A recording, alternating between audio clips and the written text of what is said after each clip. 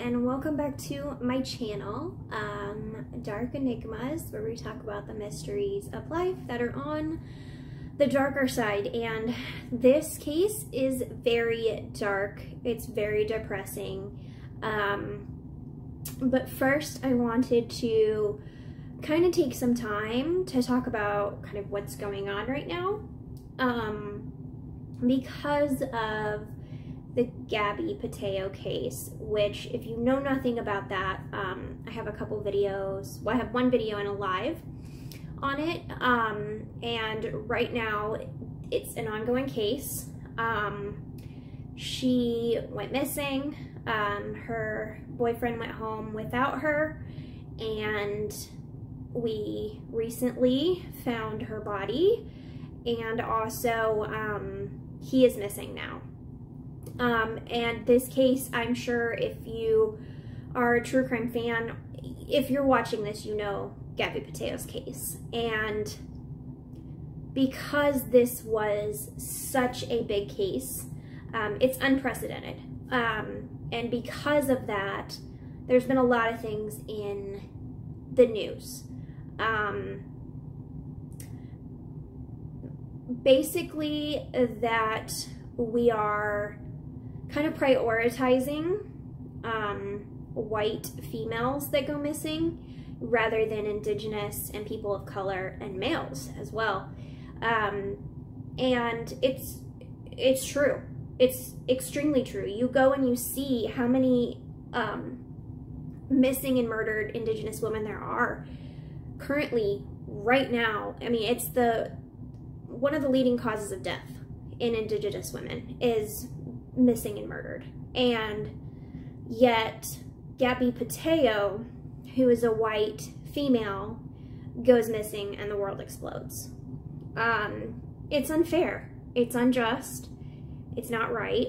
And I just want to explain that I have felt a lot of, I don't even know what you call it, sadness, I guess, around what I do now, because I feel like there's a cycle.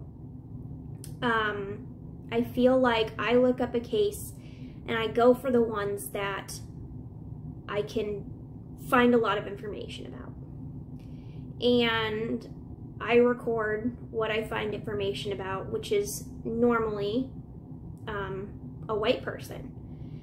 And I go and I try to find cases that are of Indigenous people or people of color, and there's just not any information.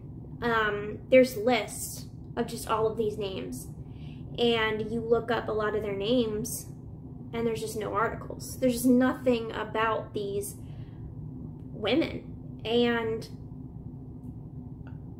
I can't report or do a video on someone that I don't have any information what's happening. And so I feel like I'm part of the problem. I feel like I'm part of the cycle because I'm not bringing attention enough, but yet all I can do is put a name out there. And if that helps, I will do it. But I also know that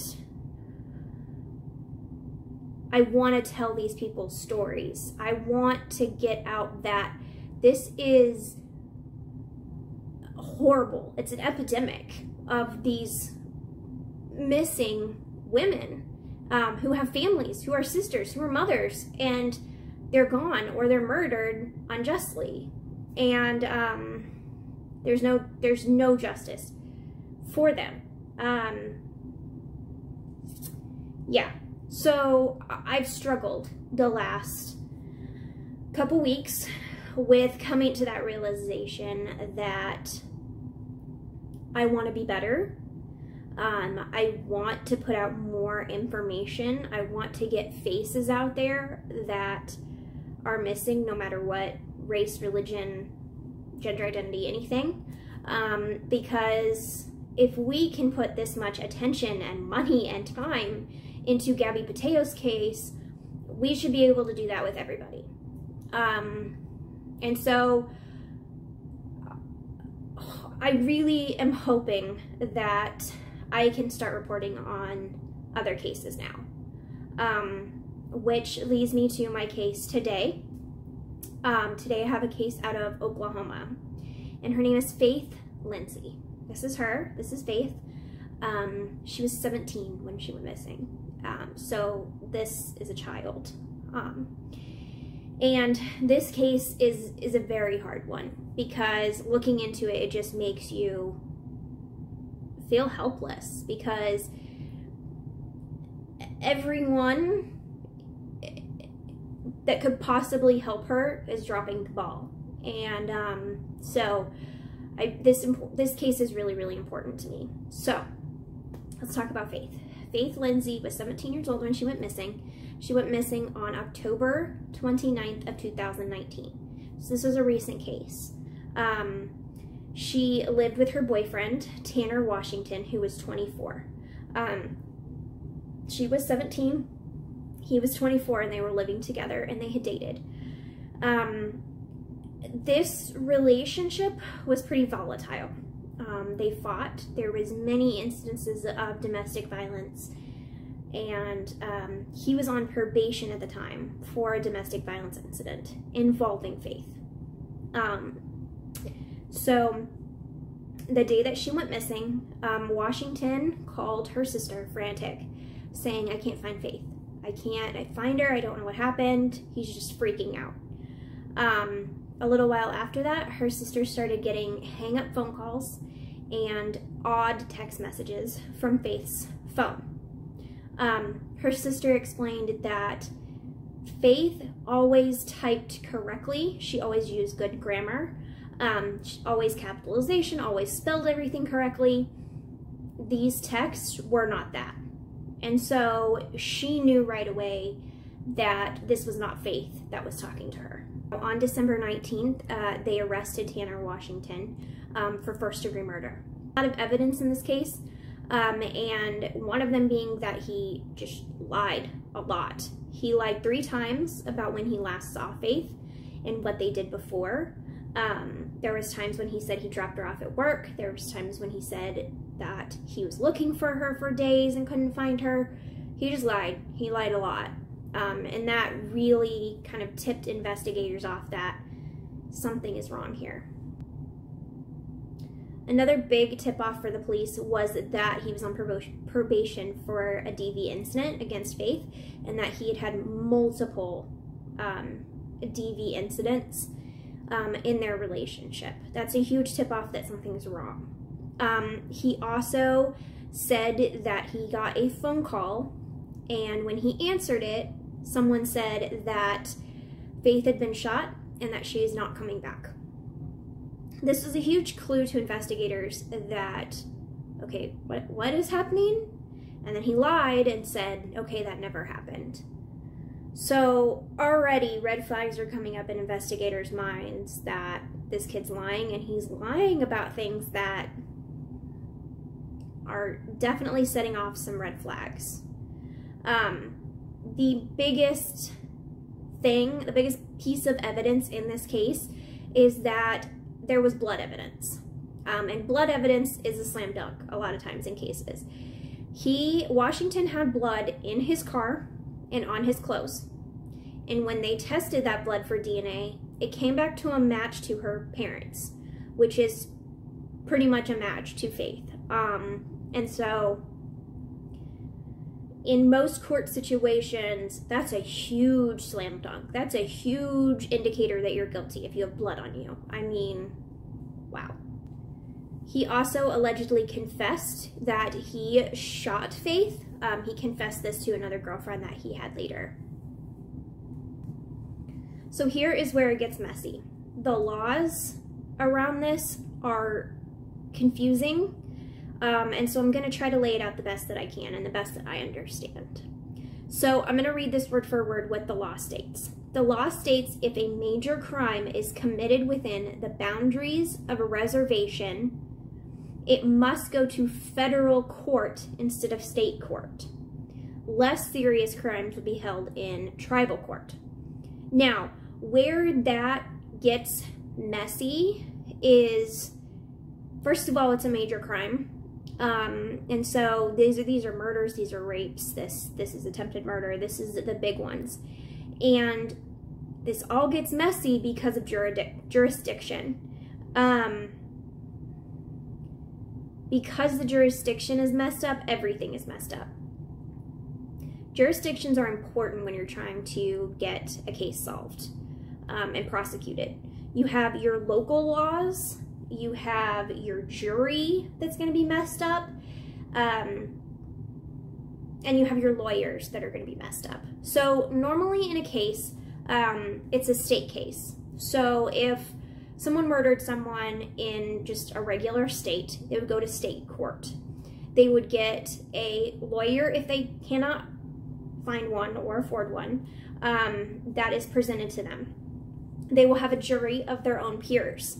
Now, the jury has to be of your own peers, so it has to be in the same county that you're in. And then, because this is taking place on a reservation, because the jurisdictions are messed up, this is federal case and not state case, you're just having so much mess. And this is where these Indigenous cases fall through the cracks, because you don't know who's prosecuting, you don't know your jurisdiction, it's just all messed up. And the biggest thing is that it takes so much time. And that is time that is wasting evidence away, you know? I mean, thankfully they tested that blood evidence, but if they didn't and it just sat there, we wouldn't have had a lot of, you know, evidence left, or if it gets lost between jurisdictions. And so time is of the essence in murder cases, and it just gets messy. Because of this law, his charges were dropped in 2021. He will probably be tried in federal court. Oklahoma is kind of in a state of just craziness right now with their laws and this. A big part of their state is on reservations, and just big crimes are being dropped and put through the cracks, and some of them, like, all the charges are being dropped and they're just walking away from having a murder charge. And so Oklahoma right now is having a really, really hard time with this and with the laws. Faith's body is still missing.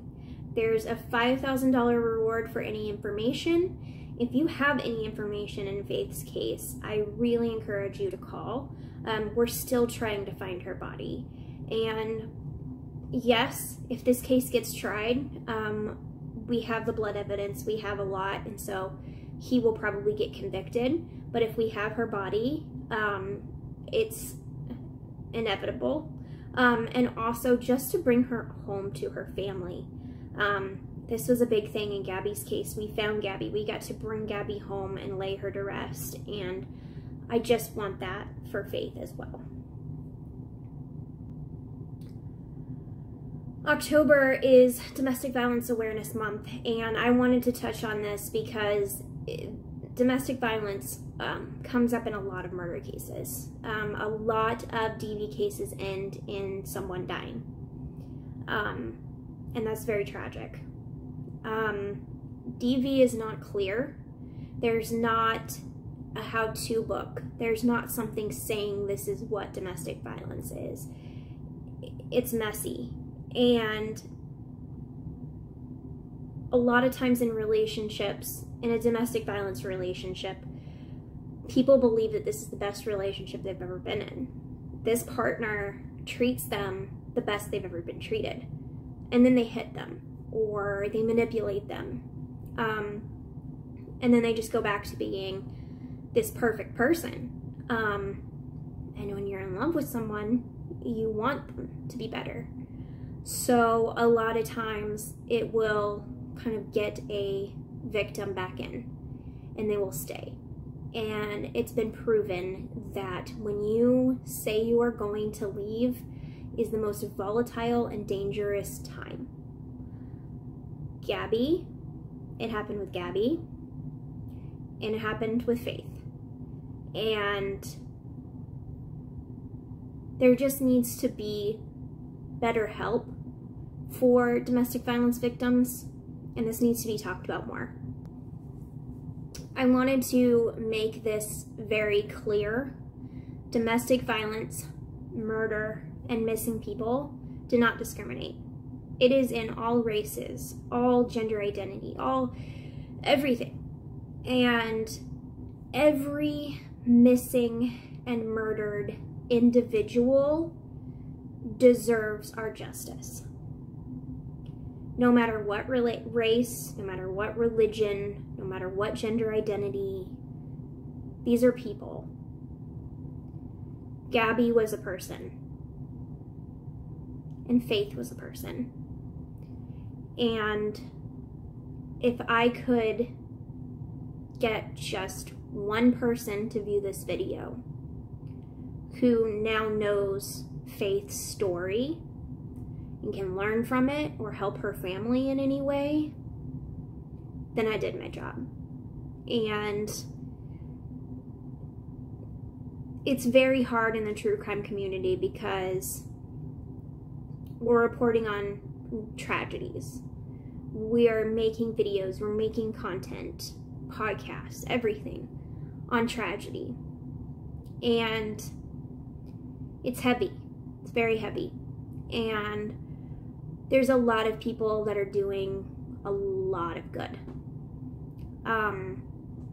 Crime Junkie their organization just caught a serial rapist in Indiana. Kendall Ray, who's a YouTuber, she donates money for exploited children on the internet. Like, we're doing good things. The true crime community means well.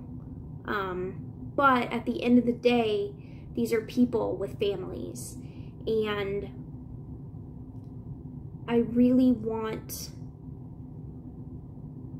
Faith's and Gabby's story to be an example and